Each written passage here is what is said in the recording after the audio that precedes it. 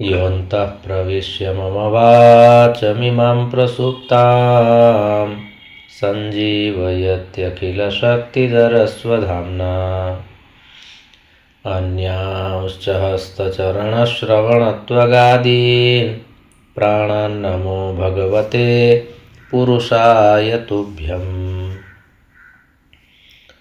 अनन्याश्चिन्तयन्तो मां ये जनाः पर्युपासते तेषां नित्याभियुक्तानां योगक्षेमं वहाम्यहम्।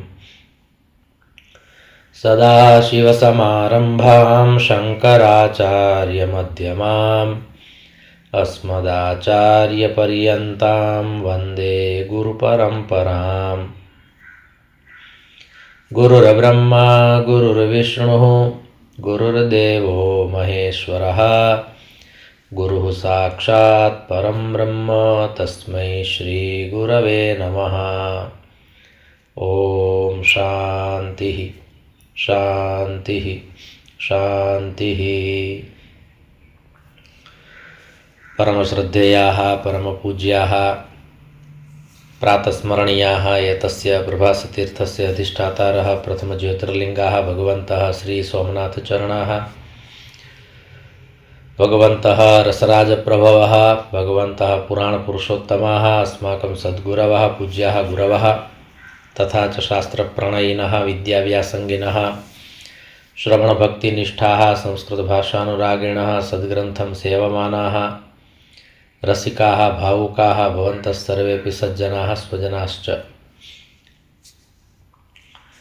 भगवतः पुराणपुरुषोत्तमस्य कृपाप्रसादेन विभोर्वात्सल्येन अद्य पुनरेकवारं चैत्रमासे कृष्णपक्षे पञ्चम्यां भृगुवासरे एतदनुसारम् एप्रिल् मासस्य 18 दिनाङ्के 25 वर्षे विद्याव्यासङ्गं कर्तुं शास्त्रचर्चां कर्तुं भगवत्पादानां वाणीं गातुं श्रोतुं च अस्माभिः अवसरः सम्प्राप्तः। इदमस्ति अस्माकं समेषां परमं सौभाग्यम्।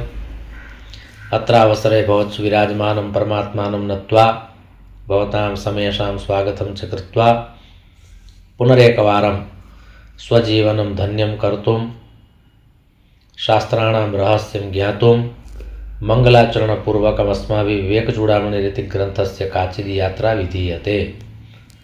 सर्ववेदान्तसिद्धान्तगोचरं तमगोचरं गोविन्दं परमानन्दं सद्गुरुं प्रणतोऽस्म्यहम्। एतस्मिन् दार्शनिके ग्रन्थे यथा त्रिविधाः विषयाः निरूपिताः सन्ति, विवेकजागरणाय केचन श्लोकाः सन्ति, कानिचित् प्रकरणानि सन्ति, स्वात्मानुभूत्यै केचन विषयाः कानिचित् प्रकरणानि कतिपयश्लोकाः सन्ति, एवं च परब्रह्मणः अस्मासु स्थितिः तस्य बोधः अर्थात् आत्मबोधः इति विषयमादाय ये केचन श्लोकाः यानि प्रकरणानि निरूपितानि सन्ति तेषाम् अस्माभिः क्रमेण रसास्वादाय प्रयत्नः विधीयते। तर्हि अत्र वासनात्यागविधौ का मुक्तिः, तर्हि साररूपेण तथा वक्तुं शक्यते यद् वासनात्यागः अर्थात् मुक्तिः एतावदेव। पश्चात् तस्य विवरणमस्ति सर्वं, केन प्रकारेण किं कदा कथम् एतत् सिद्धं भवति, किन्तु का मुक्तिः, तर्हि इयं मुक्तिः वासनात्यागविधिः। तर्हि पुनः प्रश्नः भवति, का वासना, तर्हि अहंता ममता इति वासना, कर्तृत्वभावः भोक्तृत्वभावः इति वासना। एतस्याः वासनायाः त्यागे सति मुक्तिः इति अत्र बहु सहजतया सरलतया भगवत्पादैः एतत् कथितं। तदर्थं पुनः एकं काव्यस्वरूपं प्रदत्तम्, एका च काचित् यात्रा अत्र निरूपिता। ज्ञाते वस्तुन्यपि बलवती वासनानादिरेषा कर्ता भोक्ताप्यहमिति दृढ़ा यास्य संसार हेतुः प्रत्यग दृष्ट्यात्मनि निवसता यापने या प्रयत्नात् मुक्तिं प्राहुस्तदिह मुनयो वासनातानवं यत् वासनातानवं ब्रह्मन् मोक्षमित्यभिधीयते इति महोपनिषत् इति एका उपनिषद् अस्ति महोपनिषत्। तस्यां महोपनिषदि मोक्षस्य इदं लक्षणं तत्र प्रदत्तं वर्तते। कः मोक्षः तर्हि वासनातानवं ब्रह्मन् मोक्ष इत्यभिधीयते। वासनातानवम्, अत्र वासनातानवम् अर्थात् वासनायाः निवारणं निराकरणं त्यागः अपनयनम् इति वासनातानवम्। तेन हे ब्रह्मन् यथा सूर्यस्य उदयेन साक्षात् अंधकारः गच्छति तद्वत् यथा वासना त्यागः भवति वासनातानवं भवति चेत् साक्षात् मोक्षद्वारस्य उद्घाटनं भवति वा भविष्यति। तर्हि अनादिकालात् इयं वासना वर्तते। अत्र वासना अर्थात् एका इच्छा, यया इच्छया अस्माभिः अहंता ममता इति भावः क्रमेण दृढः भवति। तेन कारणेन मोक्षः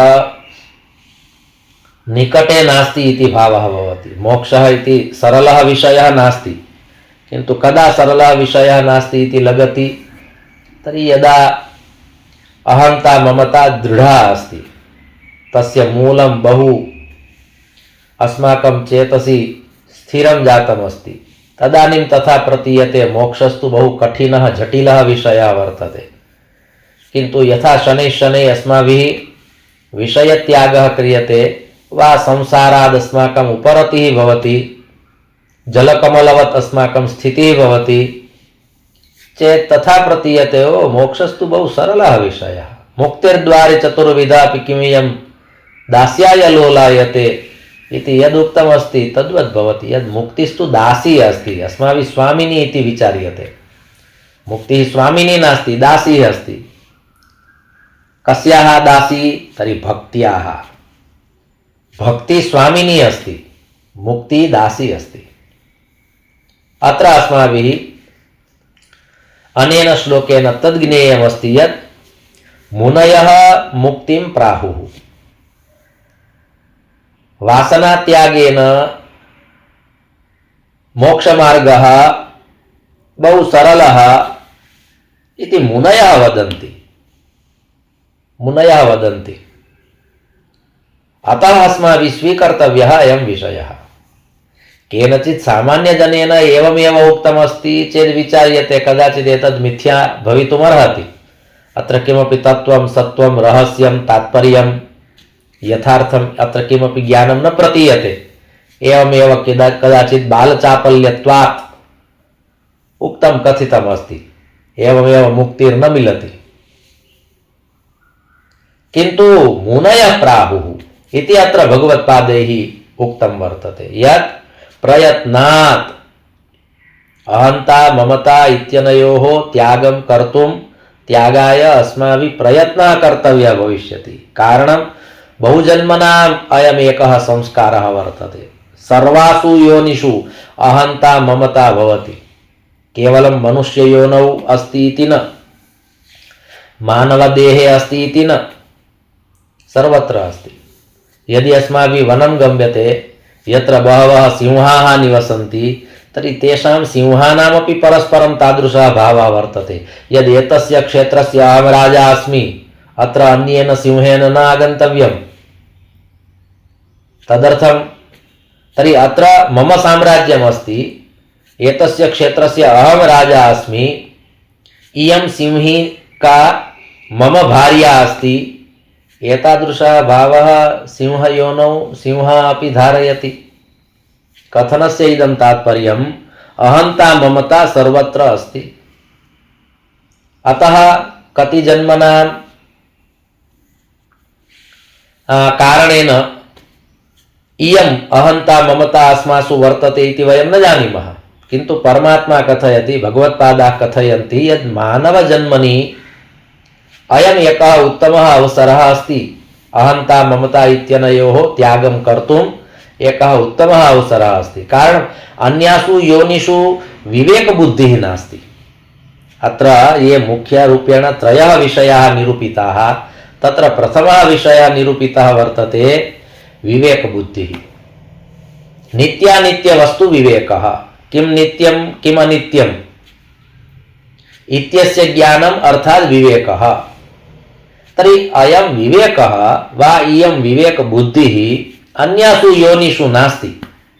अत्र ये त्रयः विषयाः निरूपिताः अस्माभिः आदौ ज्ञातं, पूर्वमपि एकवारं ज्ञातं यदत्र मुख्यरूपेण ये त्रयः विषयाः निरूपिताः ते त्रयोपि विषयाः केवलं मनुष्याय, मानवजीवनाय। अन्यासु योनिषु एतेषां त्रयाणां विषयाणाम् अनुभवः न शक्यः, अनुभूतिः न शक्या। तत्र एकः विषय विवेकबुद्धिः। तर्हि किं नित्यं किम् अनित्यम् इति मानवं विहाय अन्यः एकः अपि जीवः एतस्मिन् विषये किमपि न जानाति। यथा चटकः अस्ति, कपोतः अस्ति, हंसः अस्ति, बकः अस्ति, सिंहः अस्ति, मृगः अस्ति, धेनुः अस्ति, ये केचन जीवाः सन्ति। तैः सह यदि अस्माभिः वार्तालापः क्रियते, एवं पृच्छा क्रियते किं नित्यं किम् अनित्यं, तर्हि ते उत्तरं दातुं न प्रभवन्ति, ते न जानन्ति। अर्थात् नित्यानित्यवस्तु विवेकः मानवं विहाय अन्यत्र नास्ति। अतः मानवयोनौ प्रयत्नपूर्वकं वासनात्यागं कर्तुं शक्यते। द्वितीयः स्वात्मानुभूतिः। तर्हि अनुभूतिः इति एकः विषयः तादृशः मानवं विहाय अन्यासु योनिषु नास्ति अनुभूतिः। एवं च परब्रह्मणः परमात्मनः विभुवरस्य अस्मासु स्थितिः, इयं दशा अपि मानवं विहाय अन्यत्र नास्ति। अतः त्रयोपि विषयाः विवेकचूडामणौ एव एते त्रयः विषयाः निवसन्ति इति न, किन्तु अस्माकं शास्त्रेषु ये केचन विषयाः निरूपिताः सन्ति तेषु विषयेषु मुख्यत्वेन इमे त्रयः विषयाः सन्ति। पुनश्च त्रयाणामपि विषयाणाम् अनुभूतिं कर्तुं, ज्ञानं प्राप्तुं, विवेकम् अधिगन्तुम् एकः मनुष्यः एव समर्थः अस्ति इति कृत्वा शास्त्राणि मानवाय सन्ति, न तु दानवाय, न तु पशुभ्यः, न तु पक्षिभ्यः। तर्हि अत्र उक्तं प्रत्यग्दृष्ट्यात्मनि निवसता सापनेया प्रयत्नात्, सा वासना प्रयत्नात् प्रयत्नपूर्वकम् अपनेया अर्थात दूरी कर्तव्या। पश्चात् किं, यदि एकवारम् अहंता ममता इत्यनयोः त्यागः भवति ततः किं, तर्हि अत्र उक्तमस्ति ततः मुक्तिः। यथा भगवत्पादानाम् एकं स्तोत्रमस्ति गुरुवष्टकम्, सुरूपं शरीरं नवीनं कलत्रं धनं मेरुतुल्यं वचश्चारुचित्रं गुरोरङ्घ्रिपद्मे मनश्चेन्न लग्नं ततः किं ततः किं ततः किं ततः किं तदनन्तरं किं तदनन्तरं किं तदनन्तरं किम्। अर्थात भगवत्पादा अत्र कथयन्ति सर्वम् अस्ति किन्तु इच्छायाः परिसमाप्तिः नास्ति। निश्वो वष्टिशतं शती दशशतं लक्षं सहस्राधिकं लक्षेश क्षितिपालतां क्षितिपति चक्रेशतां वाञ्छति चक्रेश सुरराजतां सुरपति ब्रह्मा पदं वाञ्छति ब्रह्मा शैव पदं शिवो हरिपदं याशावधि को गतः, वा ब्रह्मा विष्णुपदं हरिः शिवपदं याशावधि को गतः। अर्थात इच्छायाः अन्तः नास्ति। ततः किं ततः किम्, अहं धनवान् भवितुमिच्छामि, तर्हि भगवत्पादाः प्रश्नमेकं कुर्वन्ति ततः किम्, अहं चक्रवर्ती सम्राट् भवितुमिच्छामि ततः किम्। श्रीमद्भागवत महापुराणे यथा पंचमस्कन्धे जड़भरत रहुगणयोः संवादः आगच्छति, तस्मिन् समये जड़भरतः एतद् वचनं स्पष्टरूपेण न वदति ततः किमिति, किन्तु तत्र तात्पर्यं तु तात्पर्यार्थस्तु अयमेव अस्ति। ततः किम्, अखिलभूमण्डलस्य नृपत्वं मया प्राप्तव्यमस्ति इति कश्चित् विचारयति चेत् विचारः कर्तव्यः। ततः किम्, सम्पूर्णस्य नगरस्य अहं स्वामी भवितुम् इच्छामि। तर्हि प्रश्नः आगच्छति, ततः किम्, तदनन्तरं किम्? तर्हि तत्र एतासाम् इच्छानां परिसमाप्तिः नास्ति, किन्तु अहन्ता ममता इत्यनयोः त्यागः भवति चेत् मुक्तिः साक्षात् तत्रैव उपस्थिता वर्तते, समुपस्थिता अस्ति, निकटे अस्ति, समीपे अस्ति। तर्हि अत्र भगवत्पादैः एतदेव निरूपितं यत् मुक्तिं प्राहुस्तदिह मुनयो वासनातानवं यत् वासनातानवं ब्रह्मन् मोक्षद्वारं मोक्षमित्यभिधीयते। अर्थात मोक्षस्य व्याख्या तत्र महोपनिषदि एवं प्रकारेण कृता वर्तते। वासनातानवं निवारणं निराकरणं बहु विवेकबुद्ध्या वासनायाः त्यागः कर्तव्यः अस्ति। तदर्थं विवेकस्य आवश्यकता भवति। विना विवेकं बलात् एतद् भवितुं नार्हति, क्रमेण भवति। क्रममुक्तिः यथा वर्तते तद्वत् क्रमेण भवति, शनैः शनैः। यदि मनुष्यः विवेकबुद्ध्या सर्वं न त्यजति चेत् कालक्रमेण तेन सर्वं त्यक्त्वा गन्तव्यमस्ति इति तु भवत्येव। यदि मनुष्यः विवेकबुद्ध्या मिष्टान्नं न त्यजति, यदि मनुष्यः विवेकबुद्ध्या मिष्टान्नं न त्यजति चेत् मधुप्रमेहः रोगः आगच्छति, पश्चात् सः रोगः कथयति इदानीं मिष्टान्नं त्यजतु, पश्चात् अस्माभिः त्याज्यं भवति, पश्चात् वयं त्यजामः। किन्तु शास्त्राणि कथयन्ति यदि हितभुक् मितभुक् ऋतभुक् इति उपनिषद्वचनं त्वया स्वीक्रियते, एवं च एवं प्रकारेण आहारः सम्प्राप्यते। श्रीमद्भगवद्गीता कथयति युक्ताहार विहारस्य युक्तचेष्टस्य कर्मसु युक्तस्वप्नावबोधस्य योगो भवति दुःखः। तर्हि एवं प्रकारेण विवेकबुद्ध्या यदि आहारः तेन क्रियते चेत् मधुप्रमेहः नागच्छति, एवं च अन्ये विविधाः रोगाः नागच्छन्ति चेत् सः आजीवनं सर्वं भोक्तुं शक्नोति। किन्तु भोजने अति मोहः अस्ति, अधिका प्रीतिः अस्ति, एवं प्रकारेण सः प्रतिदिनम् अधिकं भुनक्ति।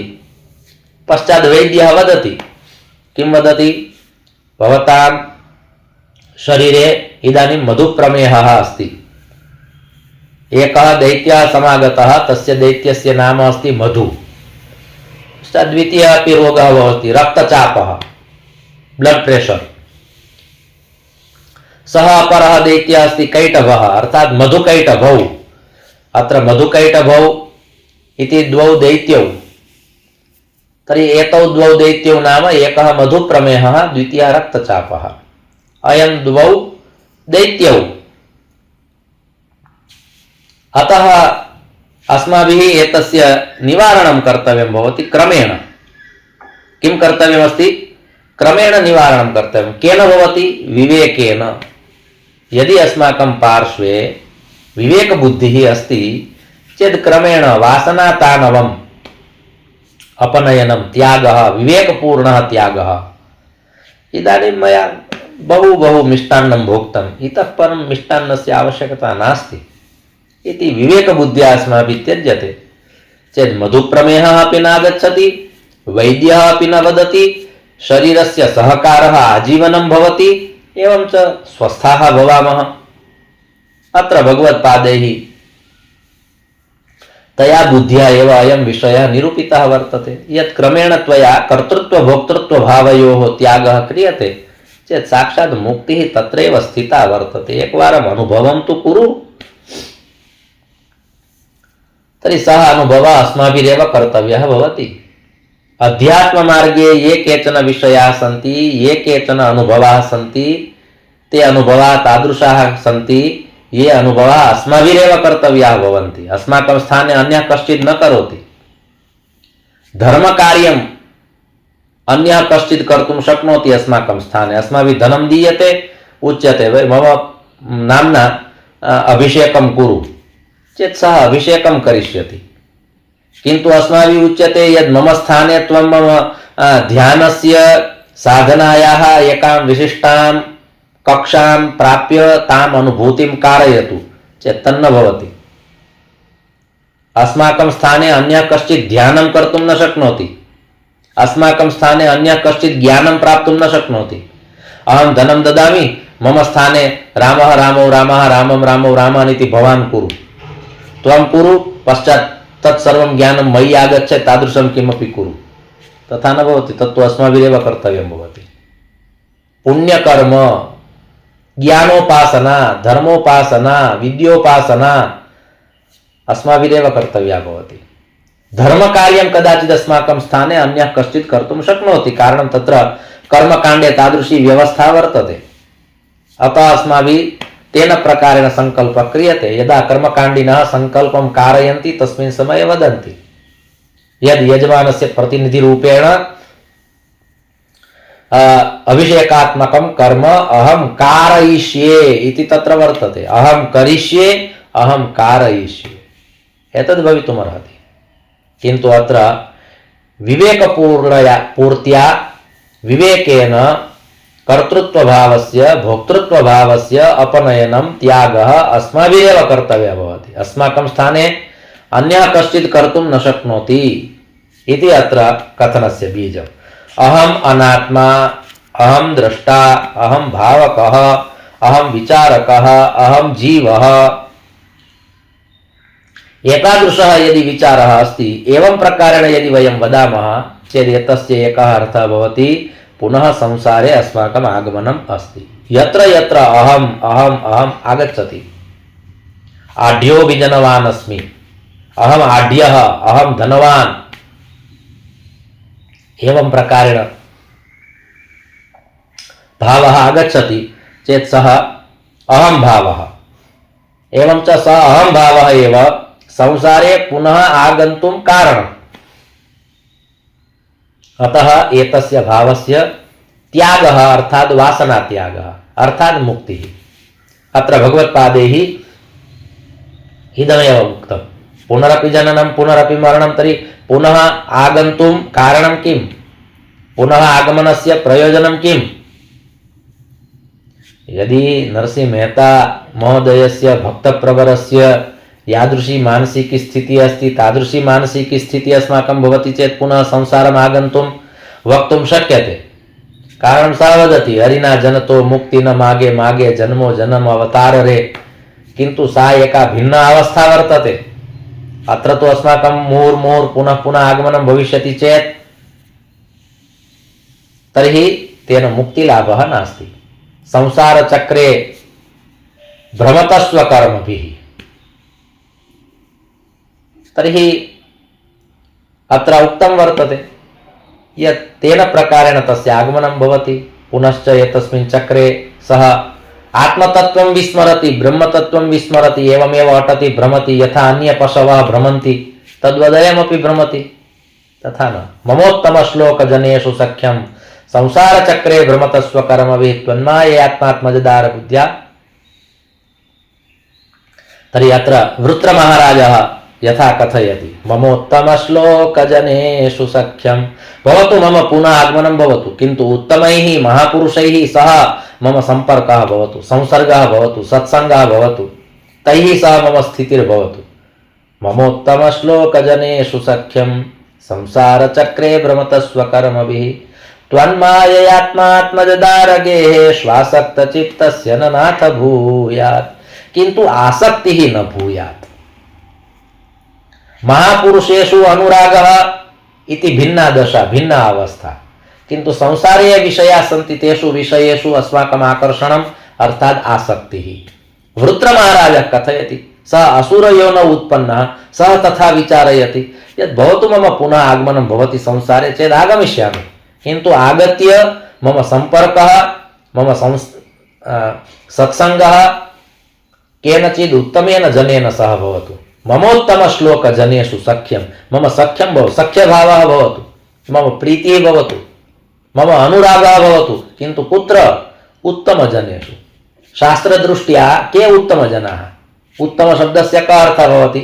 उद्गतं तमः इति उत्तमः, अर्थात् तमोगुणः यस्मात् निर्गतः सः उत्तमः। तर्हि एतादृशः भावः यस्य वर्तते, अर्थात् ये महापुरुषाः सन्ति, महानुभावाः सन्ति, एवं च शास्त्रोपासकाः सन्ति, ध्यानावस्थायां साधनायां ये निपुणाः सन्ति, तत्रैव तेषाम् अभ्यासः वर्तते। काव्यशास्त्रविनोदेन कालो गच्छति, येषां कालः गच्छति तैः सह मम सम्पर्कः भवतु। ये भगवद्भक्ताः सन्ति, भक्तप्रवराः सन्ति, तैः सह मम सम्पर्कः भवतु इति अत्र कथयति वृत्रमहाराजः। तर्हि यथा वृत्रः कथयति तादृशः अस्माभिरपि भावः कर्तव्यः भवति।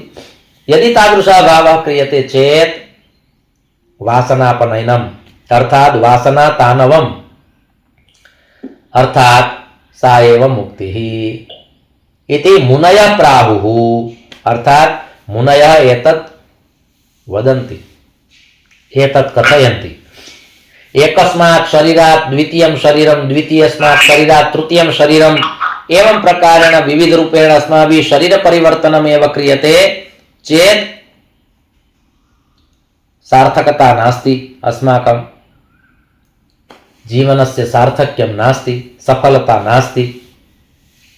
शरीर परिवर्तनं तद् नास्ति। एतत् चक्रं पूर्णं कर्तव्यमस्ति, इयं यात्रा पूर्णा कर्तव्या अस्ति। यत् इदं जन्म अन्तिमं जन्म, अयं मृत्युः अन्तिमः मृत्युः, एवं प्रकारेण यदि वयं विचारयामः चेत् शास्त्रदृष्ट्या सा सार्थकता अस्ति अस्माकं जीवनस्य। तर्हि भगवत्पादाः कथयन्ति इदं यत् ये केचन विषयाः सन्ति, ये केचन भोगाः सन्ति, याः काश्चन इच्छाः सन्ति, तासां परित्यागेन मुक्तिर्द्वारे, मुक्त्याः मुक्तेः द्वारं प्राप्तुं शक्नुमः, तत्पूर्वं न इति अत्र भगवत्पादैः प्रोक्तम्। यदा यदा इच्छावृद्धिर्भवति तथा तथा किं भवति पश्चात्? तर्हि अत्र उक्तं रागः द्वेषः एतत् सर्वम् आगच्छति। यथा श्रीमद्भगवद्गीतायाम् उक्तं ध्यायतो विषयान् पुंसः सङ्गस्तेषूपजायते, संगात् संजायते कामः, कामात् क्रोधो विजायते, क्रोधात् भवति सम्मोहः, सम्मोहात् स्मृतिविभ्रमः, स्मृतिभ्रंशात् बुद्धिनाशो, बुद्धिनाशात् प्रणश्यति। पश्चात् विनाशः भवति। विनाशः भवति अर्थात् पुनः संसार चक्रे अस्माभिः आगन्तव्यमस्ति। तादृशम् एकं चक्रम् अस्माभिः स्वजीवने स्वीकृतमस्ति इति कथनस्य तात्पर्यम्।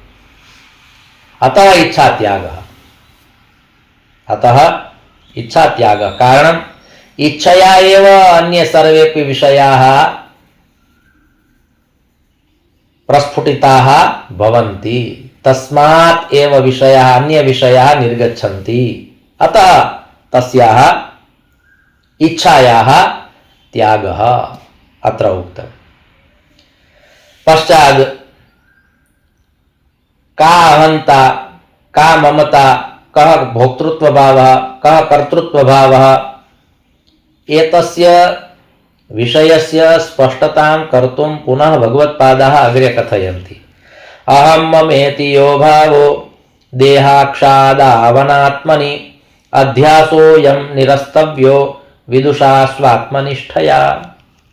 अहं मम इति यः भावः देह अक्ष आदौ अनात्मनि अध्यासः अयं निरस्तव्यः विदुषा स्व आत्मनिष्ठया इति पदच्छेदः। अनुष्टुप् छन्दसि अयं श्लोकः। किं कथयति भगवत्पादाः? तर्हि देहे एवं च इन्द्रियेषु अहं भावः नास्ति, मम भावः नास्ति, एतादृशी स्थितिः आगच्छति चेत् एव सा स्थितिः उत्तमा वर्तते। न देहे स्पृहा, यथा श्रीमद्भागवत महापुराणे माहात्म्ये गोकर्णः आत्मदेवम् उद्दिश्य कथयति देहे स्थिमांस रुधिरे विमतिं त्यजत्वं जाया सुतादिषु सदा ममतां विमुञ्च पश्यानिशं क्षणविदं पश्यानिशं दिवानिशम् अहर्निशम् एतत् सर्वं पश्य किं तर्हि अयं संसारः अस्माकं कृते योग्यः नास्ति। तत्र ममता त्यागाय एव गोकर्णः कथयति। अनेन प्रकारेण यदि विचारः क्रियते चेत् इदं भवितुम् अर्हति। तर्हि अत्रापि भगवत्पादे उक्तम् अहं मम इति यः भावः एतादृशः भावः यः अस्ति कुत्र देह अक्ष अत्र एकः शब्दः अस्ति अक्ष अक्ष इत्यस्य अर्थः भवति नेत्रम् अक्षिणी अर्थात् ज्ञानेन्द्रियाणि। देहे ममता नास्ति इन्द्रियेषु ममता नास्ति एवं च अनात्मनि अनात्मनि अर्थात् आत्मतत्वं विहाय अन्यदेकमपि तत्वम् अस्माभिः न स्वीकर्तव्यम्। अर्थात् अन्येषु तत्वेषु यदि अस्माकं स्पृहा अस्ति चेत् एतद् अयं भावः यदि देहे स्पृहा अस्ति यदि ज्ञानेन्द्रियेषु अस्माकं स्पृहा वा कर्मेन्द्रियेषु अस्माकं स्पृहा अस्ति एवं च आत्मतत्वं विहाय अन्यत्र यदि अस्माकं स्पृहा अस्ति चेत् अध्यासः अत्र एकः शब्दः अस्ति। पूर्वमपि अयं शब्दः आगतः एव किन्तु अध्यास शब्दस्य कः अर्थः तर्हि अध्यास शब्दस्य अर्थः भवति मिथ्या ज्ञानं। तर्हि पुनः प्रश्नः भवति मिथ्या ज्ञानम् इत्यत्र मिथ्या शब्दस्य कः अर्थः तर्हि परिवर्तनशीलं ज्ञानं। यस्मिन् ज्ञाने परिवर्तनम् आगच्छति आत्मज्ञाने परिवर्तनं नागच्छति। अन्येषु सर्वेषु विषयेषु यद् ज्ञानम् अस्ति तस्मिन् ज्ञाने परिवर्तनम् आगच्छति। यथा विज्ञानविषये दूरध्वनिविषये चलयन्त्रविषये प्रेतयन्त्रविषये यथा अस्माभिः येन यन्त्रेण इदानीं चर्चा क्रियते एतस्मिन् यन्त्रे समये समये परिवर्तनम् आगच्छति। अपडेट वर्जन समये समये आगच्छति। तर्हि समये समये यत् परिवर्तनम् आगच्छति तस्मै परिवर्तनाय एव शब्दः वर्तते मिथ्या इति। मिथ्या ज्ञानम् अर्थात् तादृशं ज्ञानं यस्मिन् ज्ञाने समये समये परिवर्तनम् आगच्छति। कदाचित् कदाचित् प्रातःकाले अस्माकं या स्थितिः भवति तस्यां स्थितौ मध्याह्ने परिवर्तनम् आगच्छति। यथा कश्चित् एकः बालः प्रारम्भदशायां वदति मया उद्योगपतिः भविष्यत्काले अहम् उद्योगपतिर्भवितुम् इच्छामि। स एव बालः पुनः कालक्रमेण वदति अहं वाक्कीलः भवितुम् इच्छामि। स एव बालः पुनः कदाचित् वदति अहं रक्षकः भवितुम् इच्छामि। तर्हि परिवर्तनम् आगच्छति। एकं लक्ष्यं निर्धारितं निश्चितं नास्ति। अतः मिथ्या ज्ञानं तदेव ज्ञानं मिथ्या ज्ञानं। प्रातःकाले वदति मया मध्याह्ने एतद् भोक्तव्यम् अस्ति पुनः परिवर्तनम् आगच्छति न तन्न इदानीम् एतद् भोजने भवतु एवं प्रकारेण तत्र परिवर्तनम् आगच्छति। तर्हि परिवर्तनयुक्तं यद् ज्ञानम् अस्ति तद् ज्ञानमेव मिथ्या ज्ञानम्। अत्र भगवत्पादैः यदुक्तं विवेकचूडामणौ एव श्लोकः वर्तते किन्तु भगवत्पादैः उक्तं विवेकचूडामणौ न किन्तु साररूपेण यः श्लोकः निरूपितः ब्रह्म सत्यं जगन्मिथ्या जीवो ब्रह्म एव नापरः। तर्हि अत्र कथनस्य किं तात्पर्यं तत् कथनस्य इदं तात्पर्यं श्लोकार्धेन प्रवक्ष्यामि यदुक्तं ग्रन्थकोटिभिः ब्रह्म सत्यं जगन्मिथ्या। तर्हि जगत् मिथ्या अस्ति। अत्र मिथ्या अस्ति अर्थात् अनृतम् अस्ति असत्यम् अस्ति इति न परिवर्तनशीलम् अस्ति। जगति समये समये परिवर्तनम् आगच्छति। अयम् अर्थः एतस्य ब्रह्म सत्यम् अस्ति।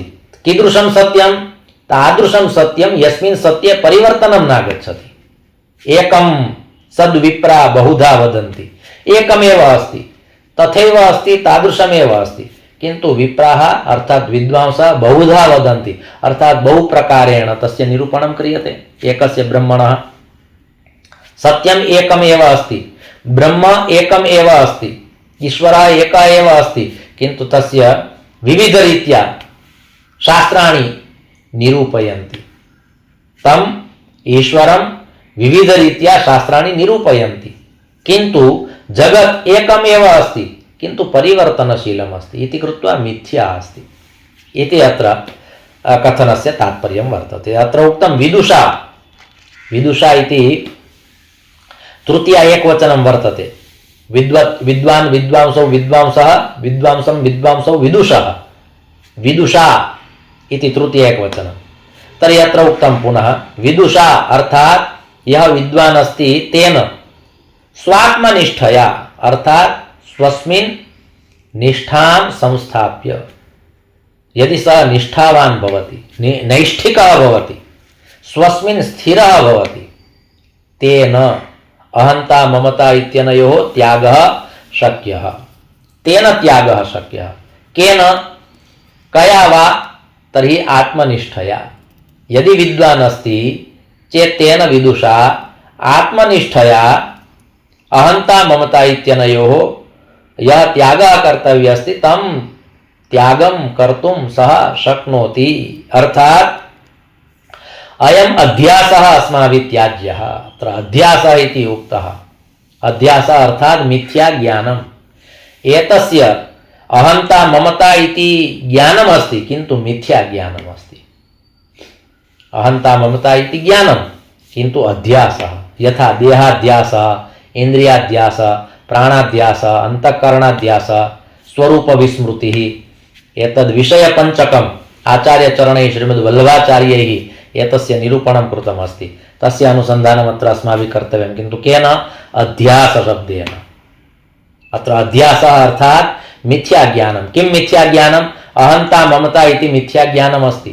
कालक्रमेण भवति, वृद्धावस्थायां तद् ज्ञानं भवति। ओ, मया आजीवनम् अहंता रक्षिता, मया आजीवनं ममता स्थापिता, ममत्वं यत्किमपि अस्ति तत्सर्वं मिथ्या अस्ति।